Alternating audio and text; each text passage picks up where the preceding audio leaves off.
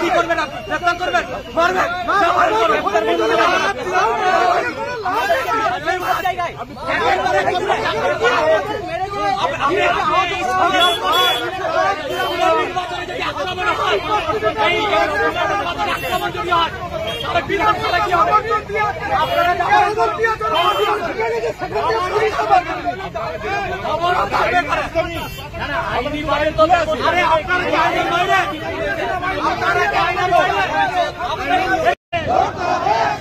Police তৃণমূলের setting এর বিরুদ্ধে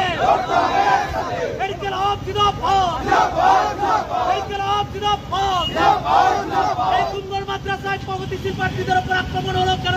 পুলিশ প্রশাসন জবাব চাই, জবাব দাও।